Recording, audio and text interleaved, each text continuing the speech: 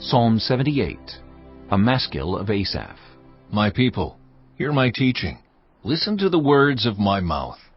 I will open my mouth with a parable. I will utter hidden things, things from of old, things we have heard and known, things our ancestors have told us. We will not hide them from their descendants. We will tell the next generation the praiseworthy deeds of the Lord, His power, and the wonders He has done. He decreed statutes for Jacob, and established the law in Israel, which He commanded our ancestors to teach their children, so the next generation would know them, even the children yet to be born, and they in turn would tell their children. Then they would put their trust in God, and would not forget His deeds, but would keep His commands.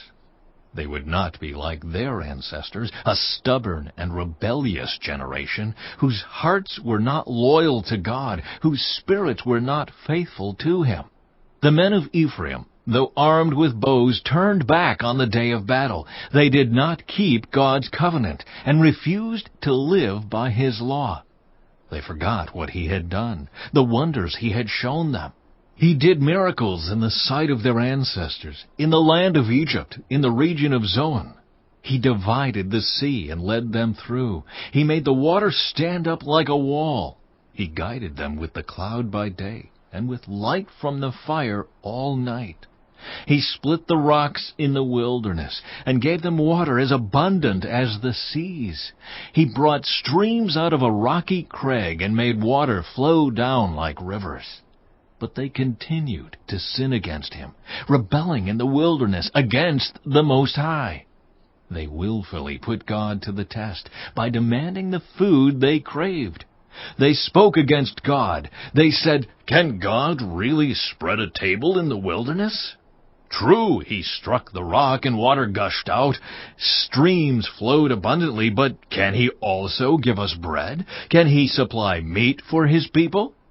When the Lord heard them, He was furious. His fire broke out against Jacob, and His wrath rose against Israel. For they did not believe in God or trust in His deliverance. Yet He gave a command to the skies above, and opened the doors of the heavens. He rained down manna for the people to eat. He gave them the grain of heaven. Human beings ate the bread of angels. He sent them all the food they could eat. He let loose the east wind from the heavens, and by His power made the south wind blow. He rained meat down on them like dust, birds like sand on the seashore. He made them come down inside their camp, all around their tents. They ate till they were gorged. He had given them what they craved. But before they turned from what they craved, even while the food was still in their mouths, God's anger rose against them. He put to death the sturdiest among them, cutting down the young men of Israel. In spite of all this, they kept on sinning. In spite of His wonders, they did not believe. So He ended their days in futility, and their years in terror. Whenever God slew them, they would seek Him. They eagerly turned to Him again. They remembered that God was their rock, that God Most High was their Redeemer. But then they would flatter Him with their mouths, lying to Him with their tongues. Their hearts were not loyal to Him. They were not faithful to His covenant. Yet He was merciful. He forgave their iniquities and did not destroy them. Time after time He restrained His anger and did not stir up His full wrath. He remembered that they were but flesh, a passing breeze that does not return. How often they rebelled against Him in the wilderness and grieved Him in the wasteland. Again and again they put God to the test. They vexed the Holy One of Israel. They did not remember His power, the day He redeemed them from the oppressor, the day He displayed His signs in Egypt, His wonders in the region of Zoan. He turned their river into blood. They could not drink from their streams. He sent swarms of flies that devoured them, and frogs that devastated them. He gave their crops to the grasshopper, their produce to the locust. He destroyed their vines with hail, and their sycamore figs with sleet. He gave over their cattle to the hail, their livestock to bolts of lightning. He unleashed against them his hot anger, his wrath, indignation, and hostility, a band of destroying angels. He prepared a path for his anger. He did not spare them from death, but gave them over to the plague. He struck down all the firstborn of Egypt, the first fruits of manhood in the tents of Ham. But he brought his people out like a flock. He led them like sheep through the wilderness. He guided them safely, so they were unafraid, but the sea engulfed their enemies. And so he brought them to the border of his holy land, to the hill country his right hand had taken.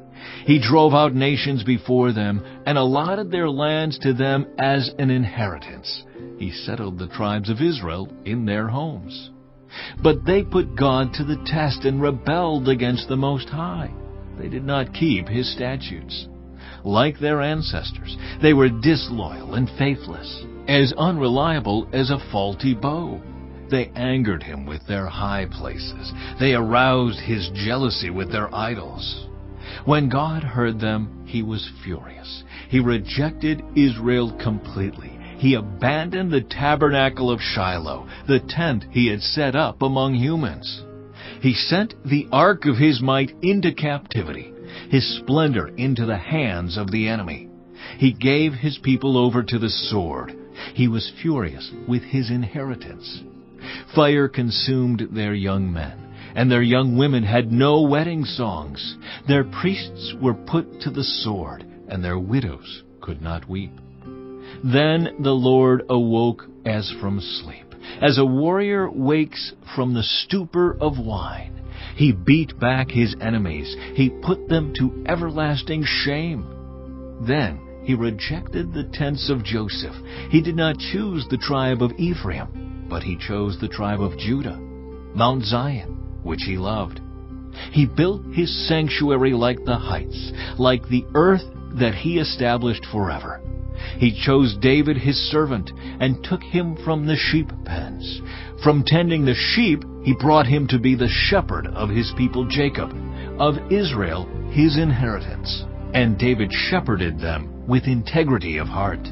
With skillful hands he led them.